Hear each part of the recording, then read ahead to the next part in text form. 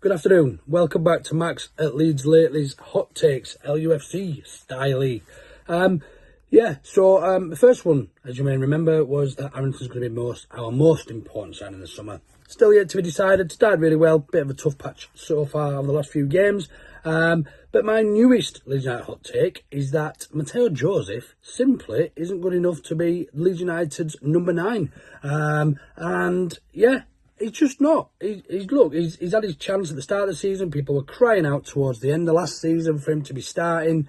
And he's proven time and time again that he's not a goal scorer, albeit he may well be in the future. But right now, is he good enough to be leading the line for Leeds United? Not for me. Well, thanks, Luke, for the intro there. I don't need to do myself on this time. Look, let's have a talk about Luke's take then. Well, first of all, Luke's take last time was about Brenden Aaronson being one of our most important signings of the season, getting him back from that loan to Union Berlin. I don't think that's too far off. I think he has been one of our best signings. And do you know what? The reason why it's important as well, not just in terms of the quality of the performance that he's been putting in, he's our only number 10. And I think if we don't get him back in and we don't have a set number 10 like we do with Aaronson, I think that then causes issues for us. You'll see later in this video that Joe Blackburn also has problems with his cat jumping on his desk whilst he's trying to record his video. So that's ironic that my cat's just done the exact same thing. But yeah, I think the Aaronson shout's not too bad considering we wouldn't have had a number 10 otherwise. Luke's second shout then is about Piroe Joseph. Now, I did qualify in the clip. I just made sure I put a date on that, the 29th. That was before the Millwall game. It was before the last 3 or 4 games. And it was when people were still around about thinking that Piroe Joseph should still have a chance in and around the first team. Now, since then, I think this is like the quickest of predictions come true from Luke here, the hot take. But it's very quickly become not a hot take anymore, because at the time I think people were still calling him for him to come into the squad. And my hot take later in the video will be about Joel Piroe, so look out for that at the end. But yeah, like Luke said this, and subsequently his games have been really poor, Piroe Joseph, and I just don't think that he's kind of proved anything to anyone about his position and where he should be in the squad. Look, the Millwall game in the FA Cup, he was genuinely really, really poor. So look, I don't even think this is too much of a hot take from Luke. I think it's a really fair enough take, to be honest, and I'm pretty happy with what he said there. I totally agree on that one. Well then, people, hot take time from your boy Just Joe. Nice Valentine's setting, candles, bath running. It never stops. The grind never stops. Though we're always working. Hooking up your boy Max from Leeds Lately with my hot take. My hot take is this. I guess I don't feel it's a hot take. I've been saying it for a while. But it is that by the end of the season, Leeds will have a 10+ points gap over our competitor. Be that Sheffield United, be that Burnley, whoever it may be. Leeds United 10+ points gap. Big up. Leeds later. Love you. Peace. Now, there's Joe, always brings the energy. Joe mentioned in there that he thinks that Leeds will finish a 10-point gap at the end of the season. And of course, that's what we did in the Bielsa season when we got promoted. We were 10 points ahead of West Brom at the end of that season. But I don't think this is too outrageous. It's a hot take because it's very confident. And Leeds fans in general tend to shy away from making confident predictions like that because of, well, PTSD basically, but past trauma about what has happened to the club when you think you're going in the right direction and it never quite works out. But I have to say that with Joe on this one, I can see what he's thinking is. I can see his logic, because to me, if you are looking at this Leeds team and then you're looking at Burnley and you're looking at Sheffield United, Burnley barely are staying in this title race just through their defence alone because they aren't scoring many goals at all. The fact that they've only conceded 9 goals is almost, well, it is unheard of. It's ridiculous, and they've done so well to keep that many goals out, but they're so poor at scoring goals. They're really not good at scoring goals, so I think they're not going to be too much of an issue for us. Our main trouble is going to come from Sheffield United, I feel, and with that, Sheffield United fans themselves have been saying after we won that game 4-0 against Watford, they were like, for God's sake, Leeds, please stop playing so well. Because Sheffield United, whilst they've been picking up points and winning games, their fans themselves are saying, I think we'll drop a lot more points before the end of the season. So I tend to agree with Joe here. Do you know what? I'm going to go out on a limb and say I agree with Joe. It's going to be a confident prediction, a bold prediction. But as we all know, I always mention it on this channel, what we say doesn't actually affect the club. So hopefully Leeds go out and finish the league with a 10-point gap, which honestly would feel so good. It'll be like that at the end of the Bielsa season when we got promoted, when we were away at Derby and we got the Guard of Honour, and the Charlton, I think it was a Charlton game as also, once we'd already guaranteed promotion and stuff. So it's like, yeah, you don't need to worry about the last few games of the season, which is always nice considering how much anxiety can build up over those last games, depending on what happens in the rest of the season. Last time didn't really go well for me, did it?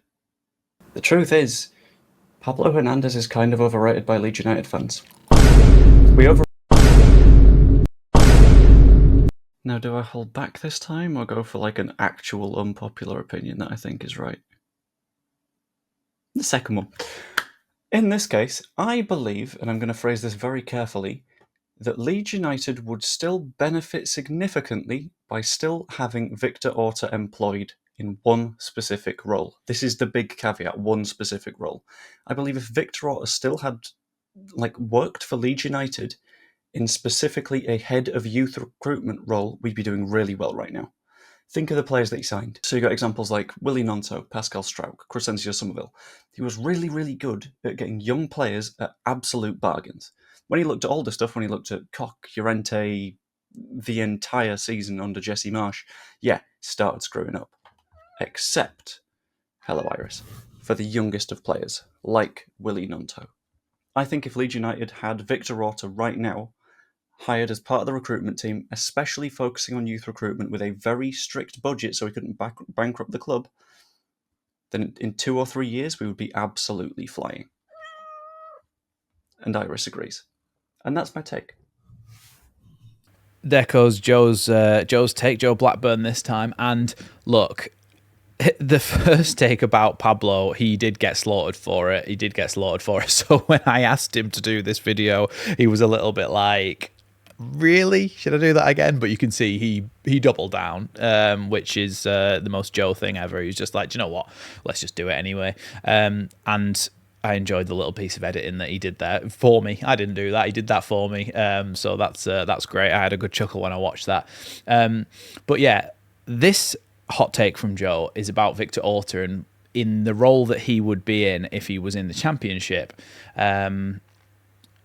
He would be in the youth development role and would do really well. And look, I don't think I totally disagree with this one either. I think that the role that Victor Orta had within Leeds when he was bringing in those youth players, like the likes of Somerville, Strauch, and some of the other ones who've come up through the first team, I think he did a very good job of that. I think what the problem was is when we got into the Premier League and got Premier League money, he was like, okay, so now let's get... And Rodrigo was good eventually, but he was like Firpo, Rodrigo, Mark Rocco, players like that, where it was like, oh, these guys have played for Bayern Munich, Barcelona, and it's just, he was trying to like revitalize their careers by saying, look, these guys have played for like the biggest clubs in the world.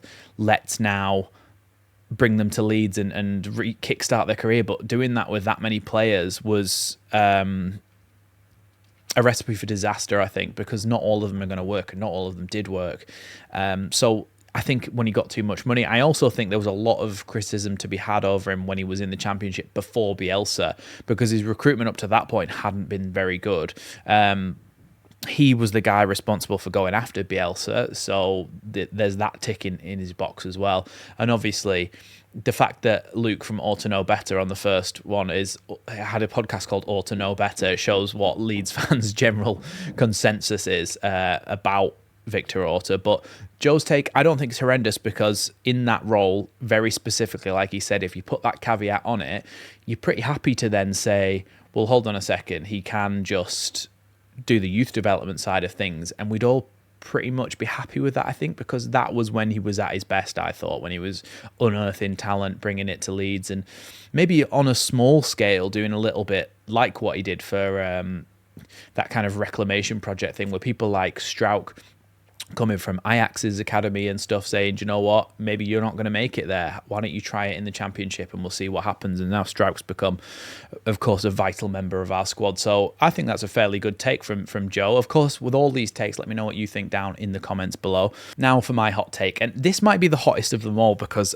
it may be actually criticising some of you, which I've never done before. So take this with the best intentions. And this is about Joel Piroe, right? And what I'm going to say is, this is the headline, right? If you don't think that Joel Piroe is good, how am I going to phrase this? Okay, you don't know that much about football. But what I will say is, if you don't think that Joel Piroe is good enough or is that good, or when you say, oh, he's done nothing all game, I think you just need to do more research. And that sounds a bit condescending, but take me, for example, like a few years ago, I would have just watched football for what it was and just player kicks from A to B. But what I've done over the last 4 or 5 years, and so doing this channel, is I've researched tactics and I've researched how certain roles should play, what certain positions they should be on the pitch at a certain point, what the role is that they are performing and how best that they should do it, what positions they should be in, what all the terms are, the half space, all that sort of thing. Joel Piroe does a lot of stuff that isn't in the headlights, and I think you have to watch him consistently to understand how much of an improvement he's made from last season, because last season you could have leveled these critiques at him that people have been still, and I would have said, do you know what, fair enough to you. And a lot of people said that he didn't quite fit our system, which he didn't, but players adapt, and managers like Daniel Farke will use that player and go, do you know what, there's such raw talent there that I will mould him into the system that I want him to play. So when I'm talking about him, people saying he's going missing in games, I'm saying that he's dropping deep, he plays a first-time pass accurately to a teammate, he spins and he goes and makes a move further up the pitch to drag players out and drag players with him. He's often making those little come short, get the ball, first-time pass, and it very rarely goes astray anymore, when he used to give it away quite a lot. He's learning to play that kind of target man role a little bit more, dropping in, playing the ball to the wing, first time balls around the sides. Look at the pass that he played in for Dan James's goal against Watford, curved around the defender perfectly into the path. It's excellent centre forward play, really good passing on him that has improved massively. His finishing, obviously, he's now the top goal contribution leader in the Championship, so his goals plus his assists, so he's got 13 goals and 5 assists, which puts him on 18 goal contributions. I think he might have another assist now as well, but it's up there with 19 goal contributions, which is the most out of anyone in the league this season. Joel Piroe, if you don't rate him, I think you need to research what his role is a little bit more. I just think that, I mean, I might make a full video on this and explain the whole thing, go do it on the tactics board, show the positions that he takes up. You look at the Solomon goal, I can't even remember who it was, but it was the one where he scored at the front post. Oh, it was against Norwich, because that was the one where people were saying, why did Angus Gunn dive the complete opposite way? Dan James had the ball on the right wing, and Joel Piroe was in the centre of the pitch with Manor Solomon, round about the edge of the box, just outside. They had a decision to make in that situation. Where do we run to? Manor Solomon went, I'm running to the front post. Joel Piroe said, okay, I'm going to take 2 players with me, because when he ran, he made a run to the back post to basically say, I'm taking these players out of the game because they are going to follow me because I'm one of the top scorers in the division. So he ran to the far post, took 2 players with him, which left Solomon free on the front post to score the goal. So even when he's not touching the ball, he's affecting the play with his runs. I think Joel Piroe has been fantastic this season. He's made a massive improvement. Of course, there are games where he goes missing, but that happens to every player. There are games where Byram isn't very good. There are games where Bogle doesn't perhaps perform as well. It happens to everybody. But I think with Joel Piroe, with the role that he's got, he doesn't touch the ball that often at certain points in games when we're playing against a team with a low block. But when he does, he makes sure that his pass is precise. It goes straight to a player. The important thing as well, he keeps the ball moving fast. So this is a hot take, and it may be criticising some of you who have that opinion that Joel Piroe is not very good or not good enough. But I just urge you to do some research on the striker role, or just watch him. And just when you're watching Leeds, just watch him. When the ball comes to him and he comes deep, it's not an easy skill to do, to know where to be at the right time. And I think that's what Joel Piroe has got on lock. The only time he needs to improve that is certain times in the box. He needs to be popping up at the back post or near post for more of those types of goals. But overall, Joel Piroe, for me, has been fantastic this season. And if you're criticising him, I think you're wrong. But that's my hot take. Hopefully I haven't offended anyone with that. It was all with good intentions, like I said before. If you want to have a discussion about any of the hot takes in this video, make sure you get them down in the comments below. I look forward to reading them. And yes, of course, I shall see you in the next one. And happy Valentine's Day.